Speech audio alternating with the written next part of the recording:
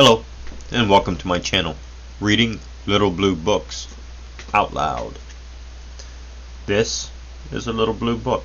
This happens to be number 940 of the Little Blue Book series, and it is entitled Tales Grotesque and Weird, and they are all stories written by Edgar Allan Poe.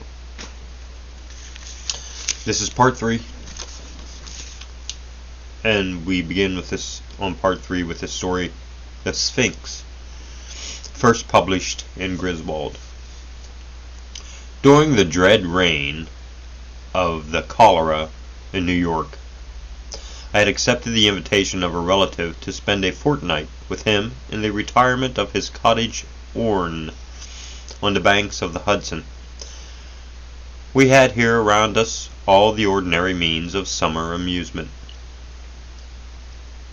And what with rambling in the woods, sketching, boating, fishing, bathing, music, and books, we should have passed the time pleasantly enough, but for the fearful intelligence which reached us every morning from the populous city. Not a day elapsed which did not bring us news of the decease of some acquaintance. Then, as the fatality increased, we learned to expect daily the loss of some friend. At length we trembled at the approach of every messenger. The very air from the south seemed to us redolent with death. That palsying thought, indeed, took entire possession of my soul. I could neither speak, think, nor dream of anything else. My host was of a less excitable temperament, and although greatly depressed in spirits, exerted himself to sustain my own. His richly philosophical intellect was not at all time affected by unrealities. To the substances of terror he was sufficiently alive, but of its shadows we had no apprehension. His endeavors to arouse me from the condition of abnormal gloom into which I had fallen were frustrated in great measure by certain volumes which I had found in his library. These were of a character to force into germination whatever seeds of hereditary superstition lay latent in my bosom. I had been reading these books without his knowledge, and thus he was often at a loss to account for the forcible impressions which had been made upon my fancy. A favorite topic with me was the popular belief in omens, a belief which, at this one epoch of my life, I was almost seriously disposed to defend. On this subject we had long and animated discussions, he maintaining the utter groundlessness of faith in such matters, I contending that a popular sentiment arising with absolute spontaneity, that is to say, without apparent traces of suggestion, had in itself the unmistakable elements of truth, and was entitled to much respect. The fact is that soon after my arrival at the cottage, there had occurred to myself an incident so entirely inexplicable, and which had in it so much of the portentous character, that I might well have been excused for regarding it as an omen. It applied, and at the same time so confounded and bewildered me, that many days elapsed before I could make up my mind to communicate the circumstances to my friend. Near the close of an exceedingly warm day, I was sitting, book in hand, at an open window, commanding through a long vista of the river banks a view of a distant hill, the face of which nearest my position had been denuded by what is termed a landslide of the principal portion of its trees. My thoughts had been long wandering from the volume before me to the gloom and desolation of the neighboring city. Uplifting my eyes from the pages, they fell upon the naked face of the hill, and upon an object, upon some living monster of hideous conformation, which very rapidly made its way from the summit to the bottom, disappearing finally in the dense forest below. As this creature first came in sight, I doubted my own sanity, or at least the evidence of my own eyes, and many minutes passed before I succeeded in convincing myself that I was neither mad nor in a dream. Yet when I described the monster, which I distinctly saw and calmly surveyed through the whole period of its progress, my readers, I fear, will feel more difficulty in being convinced of these points than even I did myself. Estimating the size of the creature by comparison with the diameter of the large trees near which it passed, the few giants of the forest which had escaped the fury of the landslide, I concluded it to be far larger than any ship of the line in existence. I say ship of the line because the shape of the monster suggested the idea. The hull of one of our 74s might convey a very tolerable conception of the general outline. The mouth of the animal was situated at the extremity of the proboscis, some 60 or 70 feet in length, and about as thick as the body of an ordinary elephant. Near the root of this trunk was an immense quantity of black shaggy hair, more than could have been supplied by the coats of a score of buffaloes, and projecting from this hair, downwardly and laterally, sprang two gleaming tusks, not unlike those of the wild boar, but of infinitely greater dimensions, extending forward parallel with the proboscis, and on each side of it was a gigantic staff, 30 or 40 feet in length, formed seemingly of pure crystal, and in shape a perfect prism. It reflected in the most gorgeous manner the rays of the declining sun. The trunk was fashioned like a wedge, with the apex to the earth. From it there were outspread two pairs of wings, each wing nearly 100 yards in length, one pair being placed above the other, and all thickly covered with metal scales, each scale apparently some 10 or 12 feet in diameter.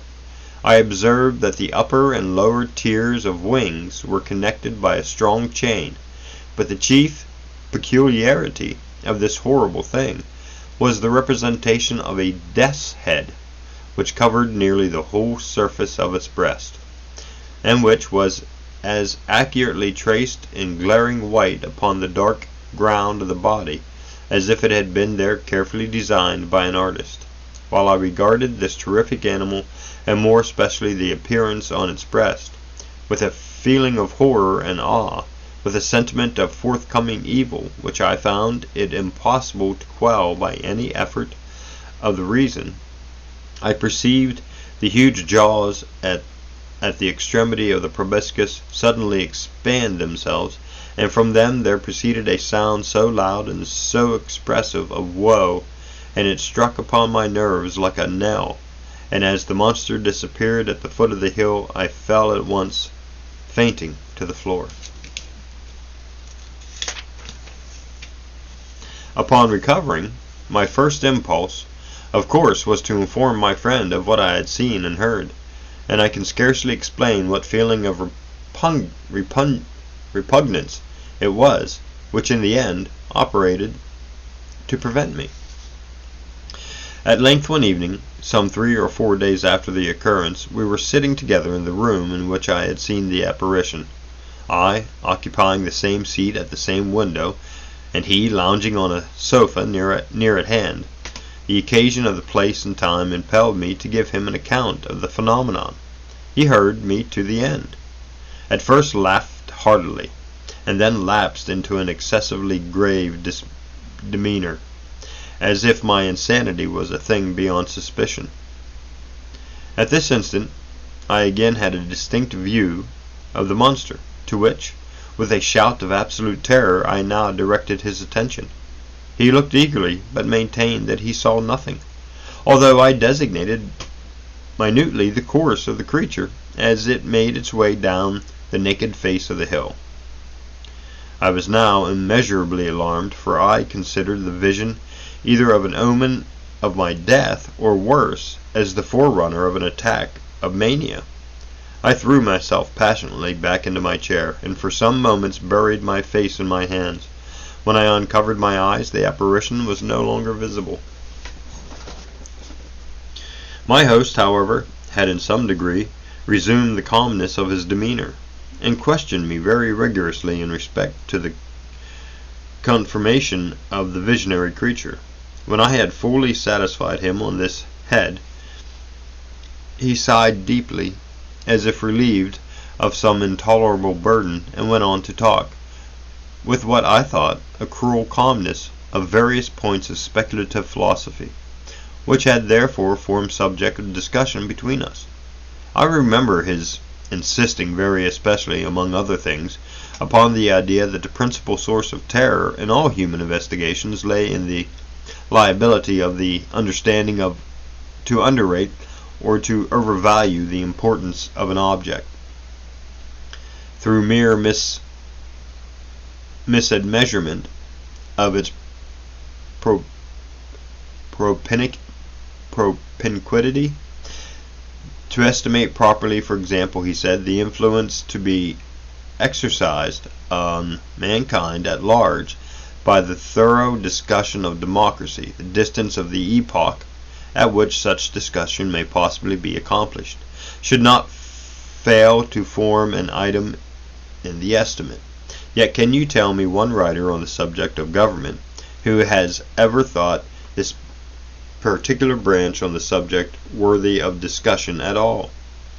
He had paused for a moment, stepped to a bookcase, and brought forth one of the ordinary synopses of natural history, requesting me then to exchange seats with him, that he might better distinguish the fine print of the volume. He took my armchair at the window, and opening the book, resumed his discourse very much in the same tone as before. But for your exceeding minuteness, he said, in describing the monster, I might never have had it in my power to demonstrate to you what it was. In the first place, let me read to you a schoolboy account of the genus Sphinx, of the family Crepuscularia, of the order Lepidodus,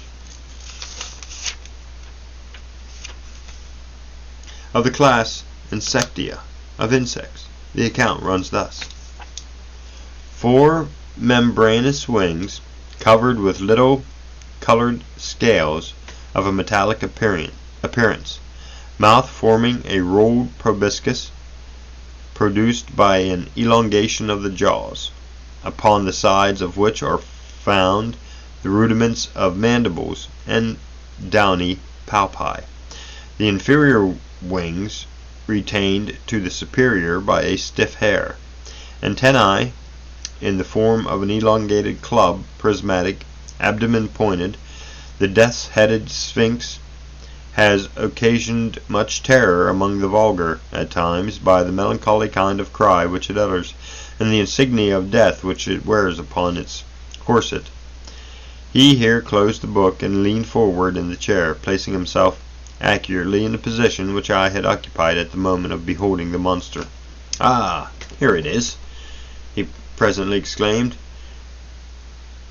"It is reascending the face of the hill, and a very remarkable looking creature, I admit it to be. Still, it is by no means so large or so distant as you imagined it, for the fact is that, as it wriggles its way up this thread, which some spider has wrought along the window sash, I find it to be about the 1/6 of an inch in its extreme length, and also about the 1/16 of an inch distant from the pupil of the eye."